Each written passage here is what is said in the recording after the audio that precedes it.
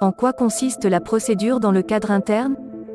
Procédure, généralement spécifiée par écrit, une procédure comporte l'objet et le domaine d'application de l'activité spécifiée et décrit, ce qui doit être fait, qui doit le faire, quand, où, comment cela doit être fait, quels moyens doivent être utilisés, comment cela doit être enregistré et maîtrisé. Les décisions à prendre et, ou les tâches à réaliser sont prévues à l'avance en fonction des caractéristiques de la demande reçue.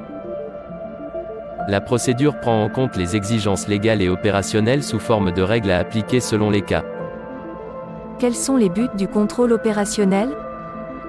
Intégrés au processus de travail, les contrôles opérationnels ont pour but de vérifier l'enregistrement des données, vérifier la pertinence des pièces justificatives et autres documents, vérifier le respect des règlements, normes, procédés, politiques, délégation de pouvoir. Quel est le rôle et le du contrôle de supervision?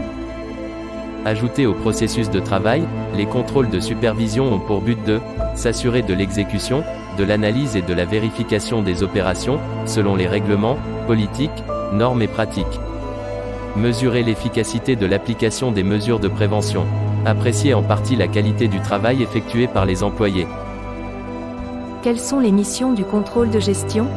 Se rapportant aux résultats obtenus, les contrôles de gestion ont pour but de vérifier que les résultats obtenus sont conformes aux objectifs ou à la raison d'être de l'institution, évaluer la qualité des contrôles exercés par les différents responsables de l'institution.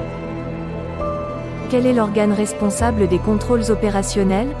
Les contrôles opérationnels sont exercés par des personnes désignées dans les procédures opérationnelles en vigueur. Qui est habilité à exercer le contrôle de supervision? Les contrôles de supervision sont exercés par les responsables de la gestion, directeurs, chefs d'agence essentiellement, ou un cadre délégué à cette fin, auditeur interne, tout en évitant les incompatibilités de fonctions. À qui revient le rôle d'exercer le contrôle de gestion? Les contrôles de gestion sont exercés par les responsables de la gestion, directeurs, chefs d'agence essentiellement, ou un cadre délégué à cette fin, CSAF, tout en évitant les incompatibilités de fonctions. À quel rythme est-ce que les contrôles sont effectués respectivement à chaque niveau? Les contrôles opérationnels sont effectués au quotidien ou dans un délai très rapproché de l'opération. Les contrôles de supervision sont faits de façon fréquente, à intervalles réguliers, et les contrôles de gestion se font en continuité sur l'ensemble des contrôles.